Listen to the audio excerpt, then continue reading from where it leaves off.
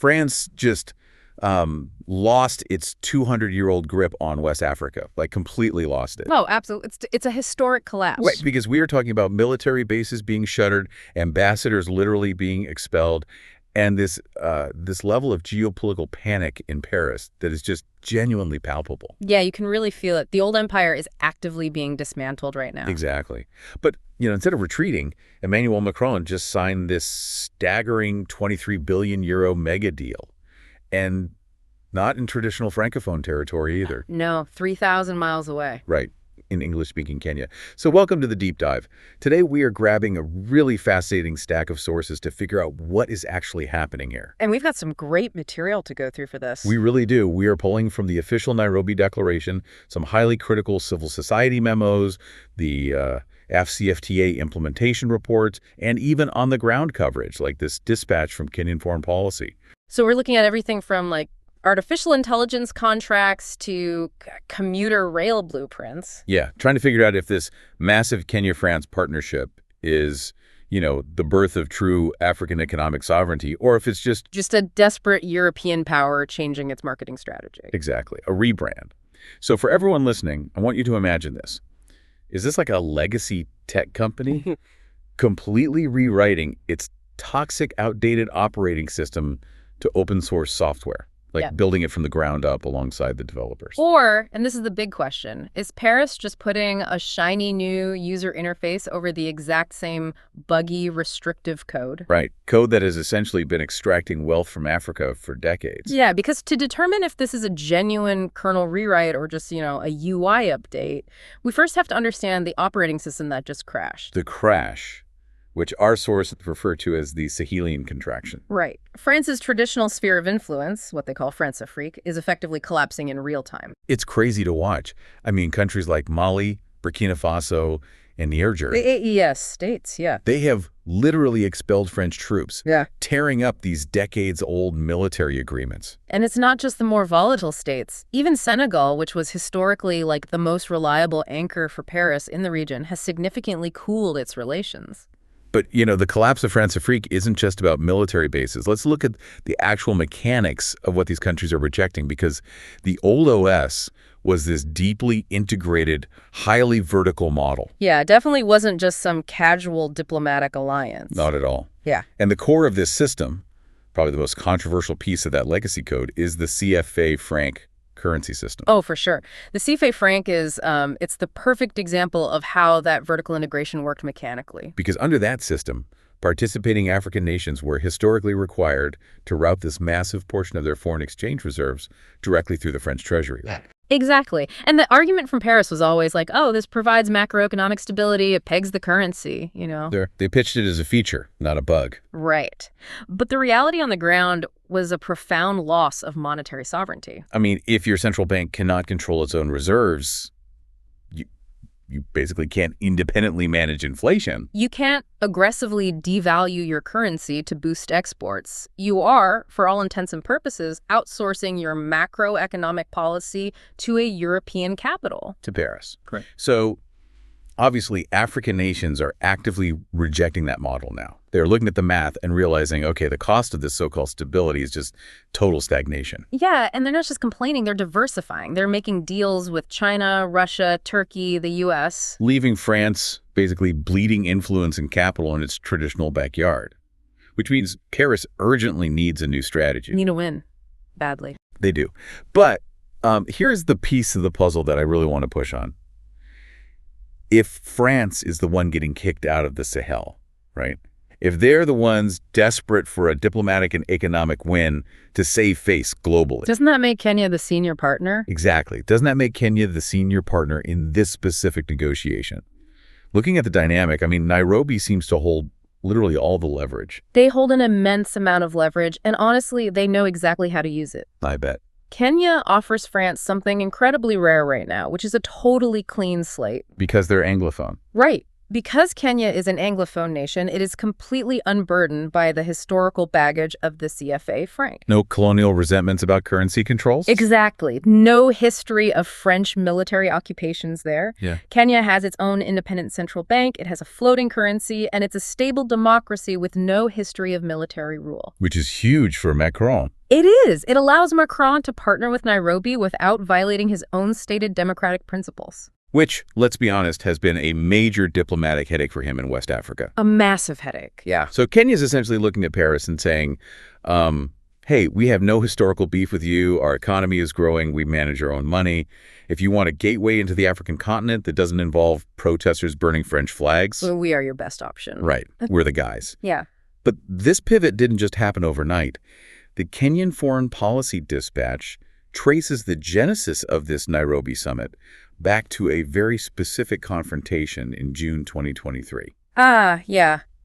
The Paris argument. The Paris argument. Break that down for us. So the June 2023 summit for a new global financing pact in Paris.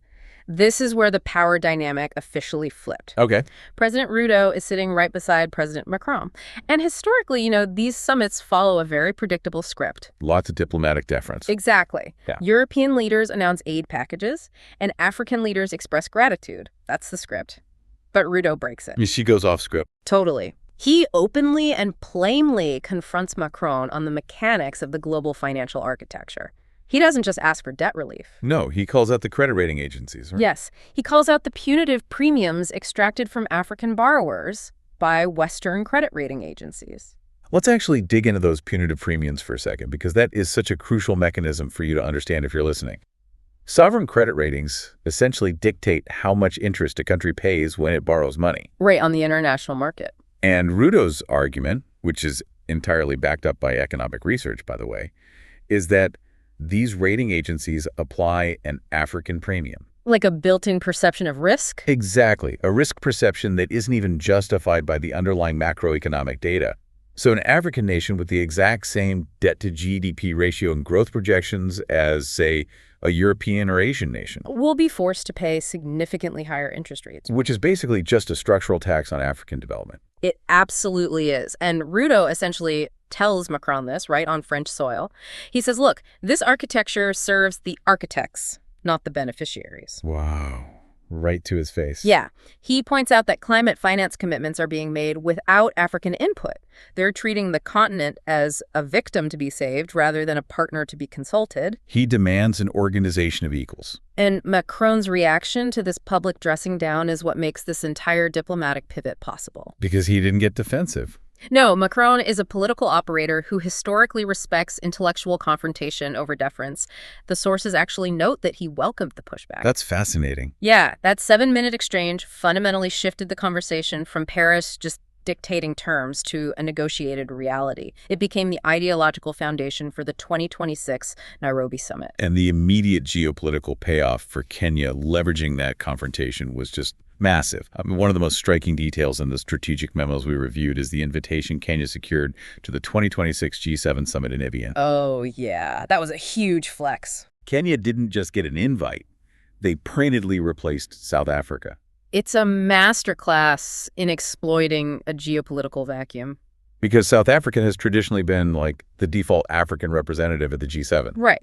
But Pretoria has had some real diplomatic friction with Washington and Europe lately, particularly regarding their non-aligned stance on global conflicts. Like, they've been pushing back. Yeah, and Kenya saw that friction, leveraged their new clean slate relationship with France, and just stepped right into the role. Talk about seizing the moment. By aligning with Paris, Kenya elevated its status to the premier regional anchor.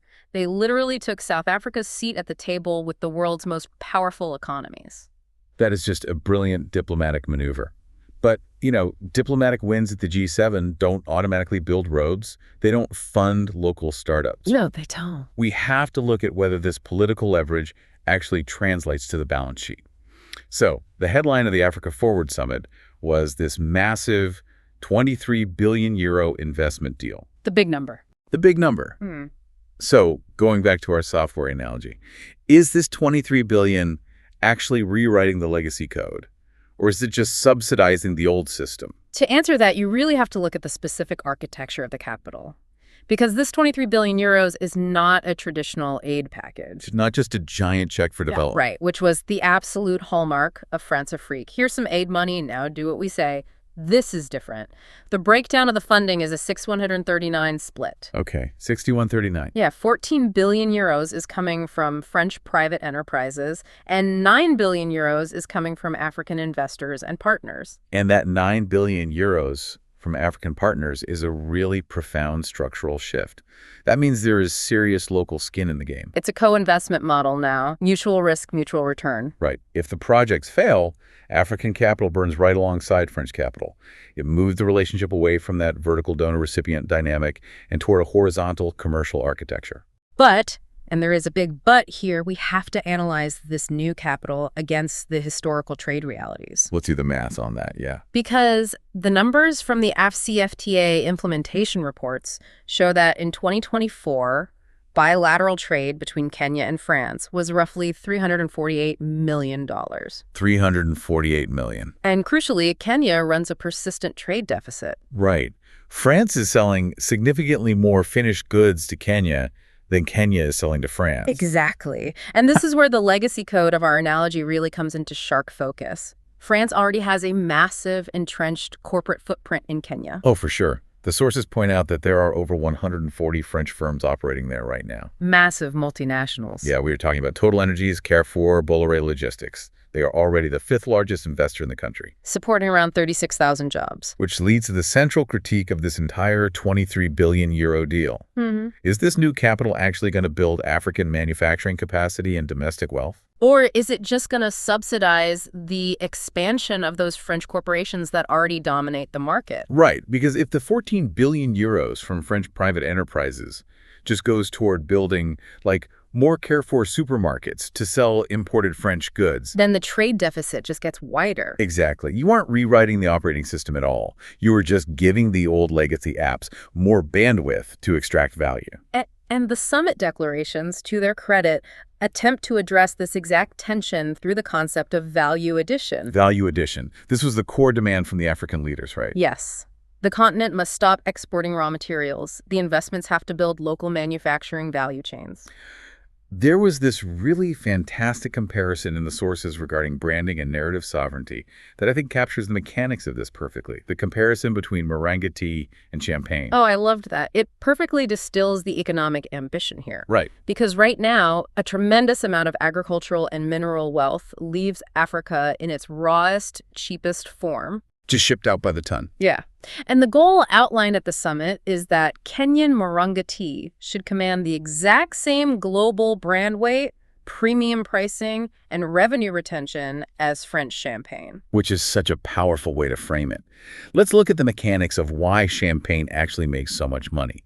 It isn't just about the grapes. No, not at all. It is about intellectual property. It's about geographical indications. They control the entire supply chain from the bottling to the high-end marketing. The French definitely don't export raw grapes to be fermented and bottled in China. No way. They capture the premium value of the finished product domestically.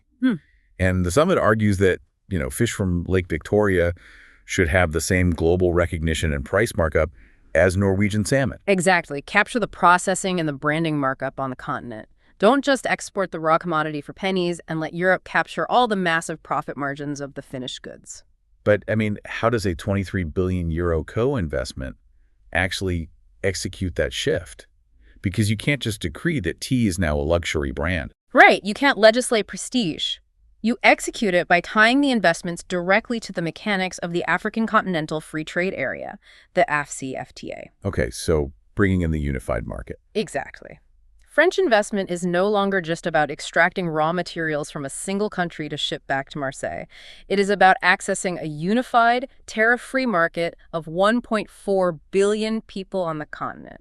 And this is where the AfCFTA completely changes the math for French corporations. It really does.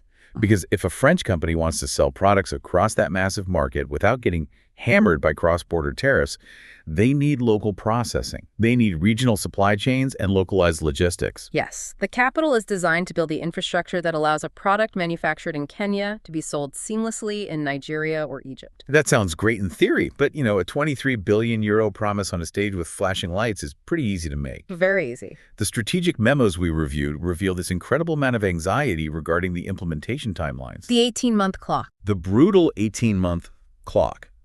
If they do not show tangible physical progress within a year and a half, the political capital sustaining this partnership is just going to evaporate. Let's actually look at the signature physical infrastructure project of the summit because it highlights the sheer absurdity of that timeline. The commuter rail. Right. The benchmark for French institutional delivery is the rehabilitation of the Nairobi commuter rail, valued at 12.5 billion Kenyan shillings. Okay, I cover urban infrastructure, and promising to deliver a functioning commuter rail rehabilitation in 18 months is practically light speed. It's unheard of. It really is. We're talking about securing rights of way, dealing with complex urban engineering, procurement, testing.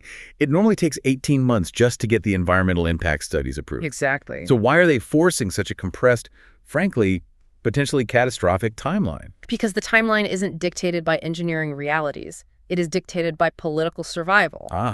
The ticking clocks for both presidents. Yes. Both leaders are facing intense domestic pressure. President Macron is entering his lame duck phase ahead of the 2027 Élysée race. Right. The French parliament is highly fractured right now. His ability to project international power and secure state-backed financing is going to rapidly diminish as those domestic elections approach. He needs a legacy win right now. Exactly. And President Ruto is facing a totally different but equally intense domestic pressure cooker in Kenya. The national debt. Kenya's national debt levels are a massive political vulnerability. Plus, the cost of living is causing severe domestic friction. So Ruto cannot afford to point to a 23 billion euro spreadsheet and just tell his citizens, hey, wait 5 years for the benefits to trickle down. No, they won't accept that. He needs physical operational successes. He needs trains running on rehabilitated tracks, moving commuters to work faster and cheaper today. The diplomatic reports were incredibly blunt about this. If the basket isn't full in 18 months, the summit fails. And it won't fail because of ideological differences. It will fail because the political window for both leaders will have just closed. And this urgent need for tangible physical wins actually brings up a really interesting contrast in the source material regarding climate hubs. Oh, yes. I was hoping we'd get to this. The reports note that Nairobi recently lost its second bid to host an official global climate change hub. Right, which is a pretty significant diplomatic sting. Especially for a country that has aggressively positioned itself as the green energy leader of the continent. But when you look at the specific energy deals signed at the Africa Forward Summit, the loss of that UN title almost seems irrelevant. It really does. It functions as a brilliant strategic workaround. How so? Well, Kenya didn't get the official global designation, sure, but through this summit, they secured massive French and private investments in actual on-the-ground green infrastructure. Like real megawatts, not just titles. Exactly. We are talking about utility-scale renewable energy, green hydrogen development, and major expansions in geothermal projects, like the 225 million euro Meridian Wind project. So to use another analogy, it's like losing the official bid to host the Olympics, but then convincing the world's biggest athletes, all the sponsors, and the construction firms to just move to your city anyway. That's a perfect way to put it. You don't have the official logo on your letterhead, but you have the actual stadiums and the talent. Right. By locking in these massive green industrialization deals, Kenya effectively cements its status as Africa's premier green tech hub, completely bypassing the UN bureaucracy. Yeah, they built the reality instead of waiting for the badge. But as critical as physical infrastructure like wind farms and commuter rails are, the summit explicitly recognized that the next era of sovereignty won't just be fought over concrete and steel. No, the most significant shift in this legacy operating system is happening in the digital realm. And this was easily the most surprising takeaway for me in the entire stack of sources. I mean, artificial intelligence governance and compute capacity are usually relegated to tech conferences in Silicon Valley. Usually, yeah. But in Nairobi, you had the presidents of France and Kenya sitting down to negotiate digital infrastructure at the heads of state level. Which just demonstrates how central digital architecture has become to modern economic sovereignty. It's the new frontier. It is. The sources detail this groundbreaking partnership announced at the summit between Foxconn and BU. And the explicit goal of this partnership is to close what the memorandums actually call the sovereign compute gap in Africa. Let's unpack the mechanics of this sovereign compute gap, because this is where the wealth extraction of the old operating system is most obvious today. Right. Because right now, a massive portion of the global AI industry relies on Africa for data labeling, right? Exactly. You have thousands of workers in places like Kenya sitting at screens, categorizing images, and training text models for these massive Western tech companies. So Africa is doing the foundational low-wage labor to build the models. Yeah, but the actual compute power, the massive server farms, the proprietary large language models, and the immense wealth generated by licensing those models. It's all held entirely in the global north. Entirely. And the Foxconn BU partnership aims to transition Africa from simply labeling data for others to actually owning the capital, owning the compute capacity itself. So they're deploying modular, energy-efficient compute infrastructure directly on the continent. Building local data centers, hosting cloud infrastructure within African borders. And the sources treat this concept of data localization with the exact same level of urgency and national security as defending physical borders.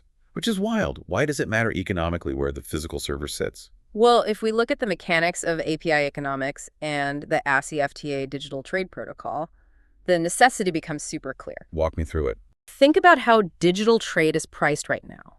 When an African tech startup queries a major Western AI model, or even when everyday digital financial transactions are processed, that data is often routed through servers in London or Virginia. Okay. So the African company is paying licensing fees, API query costs, and server transit costs in US dollars. Wow.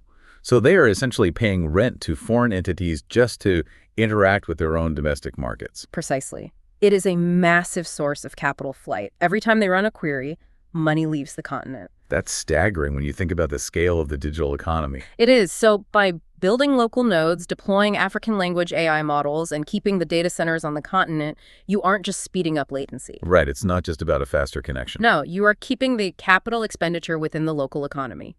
And crucially, you are allowing businesses to pay for compute in local currency. Because you cannot have a truly independent economy in the 2020s if your entire digital nervous system is controlled by external actors who can just shut off your access or hike your API fees at will. Exactly. It's an existential economic threat. So Kenya is moving incredibly fast here. They are locking in sovereign AI compute, massive green hydrogen financing, and they're attempting to rewrite their urban transit infrastructure. All at once. All at once. And this rapid, highly technical maneuvering highlights a pretty stark contrast with what is happening on the other side of the continent. It fundamentally shifts how France is viewing its regional anchors. We are definitely witnessing a definitive shift in the geopolitical center of gravity. Kenya is rapidly solidifying its role as France's premier gateway to the continent. While West Africa, France's traditional stronghold, is bogged down in profound structural and macroeconomic crises. the contrast with the ecozone is just staggering. Let's look closely at the Economic Community of West African States, or ECOWAS. For years, they have been trying to implement a common currency called the ECO to finally replace the French-backed CFA franc by 2027. Which is a huge undertaking. Huge. But to launch a unified currency, you need aligned economies. So they established these strict macroeconomic convergence criteria for all member states. The benchmarks. Right. A firm 3% budget deficit limit and a strict 5% inflation target. And achieving those macroeconomic benchmarks is mathematically impossible for the bloc right now.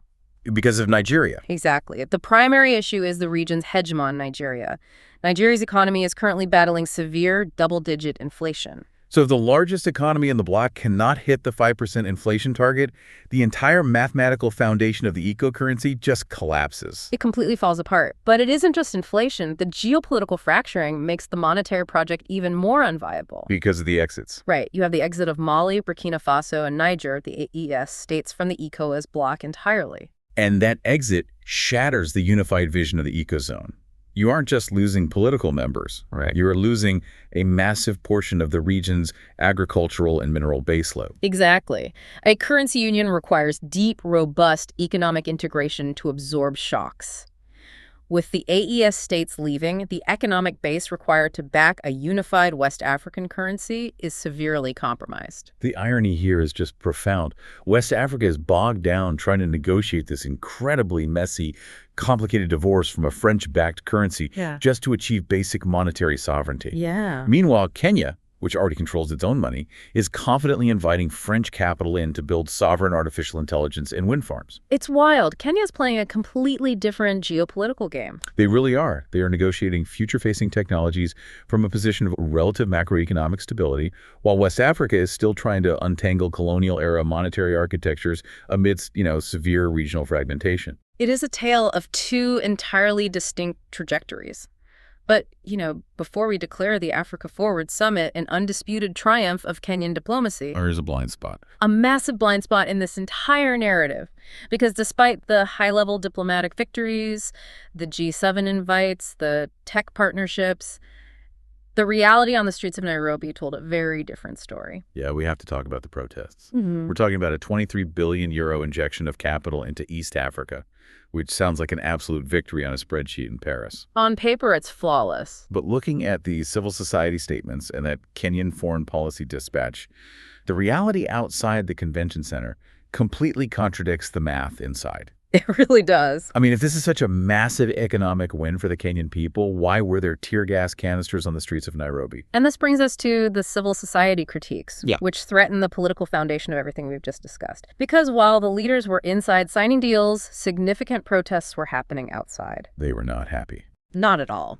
Activists accused the summit of being exactly what we discussed in our opening analogy. They called it imperialism in a new suit. So they argued it was the exact same extractive code, just with a better public relations team. Exactly. And these weren't just vague, anti-Western slogans. The critiques were highly specific and deeply analytical. Let's dig into the specifics. One of the primary complaints centered around this concept of ecological paternalism. Ecological paternalism. Let's break down the mechanics of that argument, because it really gets to the heart of the modern climate finance debate. So the concept of the global carbon budget is central here. The protesters argue that Western nations are the primary historical polluters responsible for the vast majority of global carbon emissions that have driven climate change. Right, over the last century. Yes, Africa's historical contribution to global emissions is negligible. Yet European leaders are now coming to Africa to lecture them on green energy. Restricting funding for fossil fuel projects, insisting on renewable-only development. Exactly. And the frustration is that Europe used cheap, dirty energy, coal and oil, to aggressively industrialize and build their massive wealth. And now that Africa wants to industrialize utilizing its own natural resources, Europe is changing the rules. Right. They're saying, no, you must leapfrog directly to green energy. And conveniently, we will co-invest in the green hydrogen facilities to power our own supply chains. Wow. So the protesters see this not as a partnership, but as Europe securing clean energy for itself while actively restricting Africa's ability to achieve rapid baseload industrialization. Yeah, it is heavily perceived as Europe saying, do as we say, not as we did to get rich. And this profound anger regarding paternalism was severely exacerbated by a specific incident during the summit. Oh, man. Yes. What the sources describe as Macron's viral gaffe. It was a catastrophic failure of post-colonial optics. Set the scene for us, because the psychology of this moment matters just as much as the 23 billion euros.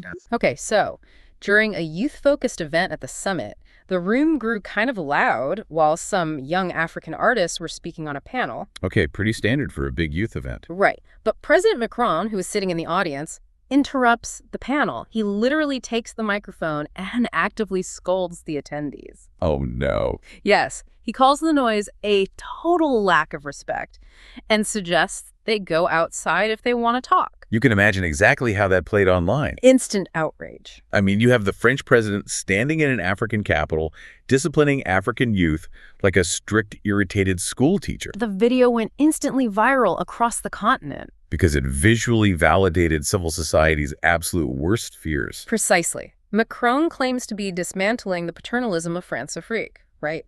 But in a moment of frustration, his subconscious reflex was to exert authority and demand deference from African citizens. Which just proves that you cannot decree a partnership of equals top-down through official summit declarations. You really can't. If the reflexes of European leaders still appear paternalistic, it just fuels widespread public skepticism that these deals are genuinely designed for mutual benefit. Because if the Kenyan public views this as a puppeted summit that is only going to benefit a small, politically connected elite and French multinationals, While the broader economy still struggles with debt and inflation. right, then the political pressure on President Ruto becomes immense. The political will that existed in the convention center to sign the documents is not the same political will required to survive the implementation phase on the streets. Exactly. Which brings us to the ultimate reality check. Moving past the protests, the viral gaffes, and all the grandiose rhetoric, how will we actually know if this massive geopolitical gamble paid off? We need to look at the hard indicators of success, and the strategic analyses provide 3 specific metrics that must be met by 2027. Okay, let's go through them. Metric number 1 is immediate economic impact, jobs. Yes. Yeah. The summit projected the creation of 250,000 direct jobs. And this is the most crucial metric for the domestic audience. I mean, if those jobs do not materialize in the local economy, If the green energy projects and the sovereign AI data centers just rely on imported European engineering labor. and technical expertise, then the public backlash will be severe. The UI might look nice, but the code isn't serving the user. Exactly. Metric number 2 looks at how the capital actually flows. It is the deployment of the BOA Proparco cross-financing operation. The BOA Proparco operation, what is that? It's a 100 million euro fund explicitly designed to support small and medium-sized enterprises, SMEs. Let's explain why SME financing is the true test of a changing financial architecture. Because massive multinational corporations like Total Energies, they have no problem securing capital. Never. But local African startups and mid-sized manufacturers constantly face a structural credit gap. Western financial institutions typically assess local African SMEs as high risk. Right, demanding impossible collateral or exorbitant interest rates. So that is exactly why the BOAD Proparco Fund is the metric to watch. It represents capital theoretically flowing down to the foundation of the economy. Exactly. If that 100 million euros gets bogged down in traditional, risk-averse European banking bureaucracy and fails to reach local entrepreneurs. It proves the financial architecture hasn't really changed at all. It means this system is still only designed to enrich the top layer. Spot on. And metric number 3 is the ultimate macroeconomic test. The trade deficit. A tangible shift in that $348 million bilateral trade deficit. We need to see mathematical proof that value addition is actually happening on African soil. Right. If, by 2027, Kenya is still just exporting raw critical minerals to France and importing finished French consumer goods and software. Then the entire premise of the summit was a failure. We need to see Moringa tea capturing the champagne premium. We need to see local processing. So to summarize the brutal reality of the diplomatic reports, if the basket is empty in 18 months, it won't be because of some vague concept of neocolonialism. No, it will be because the leaders involved negotiated at the level of ceremony rather than the level of outcome. Execution is literally the only thing that matters now. Wow. We have covered an incredible amount of ground today. I mean, we started with the diplomatic panic of the Sahelian contraction. Yep. And how President Ruto leveraged the Paris argument to secure a seat at the G7. We broke down the mechanics of the 23 billion euro deal, questioning if it was just subsidizing legacy French corporations or truly funding African value addition. We looked at the absurd pressure of the 18-month commuter rail clock. And the brilliant workaround of the green energy investments. We explored the deep economics of sovereign AI compute, data localization, and contrasted Kenya's rapid digital maneuvering with West Africa's grueling struggle to launch the eco-currency. And we grounded all of this in the reality of the street protests, ecological paternalism, and the harsh metrics required for actual success. What this entire summit demonstrates is a real-time masterclass in how modern economic sovereignty is negotiated in a multipolar world. Africa is clearly no longer a passive recipient of global policy or a captive market for European legacy fund. It is an active architect, leveraging competition between global powers to aggressively secure its own industrial and digital future. But before we wrap, I want to leave you with a final provocative thought drawn from our source material that kind of reframes this entire conversation. Oh, the Dan Goat paradigm. Yes, the Dango paradigm. Because while European and African heads of state are busy signing declarations, co-investing public funds, and holding massive summits in convention centers, there is an entirely different paradigm at work on the continent. A much quieter one. Exactly. African private industrialists like Aliko Dangote in Nigeria are launching massive multi-billion-dollar refineries and industrial assets funded entirely by domestic private capital. They aren't waiting for French co-investment. They aren't waiting for UN climate hub designations. They are just building the infrastructure themselves. Putting the steel in the ground. Right. So as you think about the OS update versus the shiny UI, ponder this. In the end, will the true driver of African economic sovereignty be these highly publicized international diplomatic summits? Or the quiet, relentless rise of African private capital simply building the hardware themselves? Thank you for joining us in this deep dive.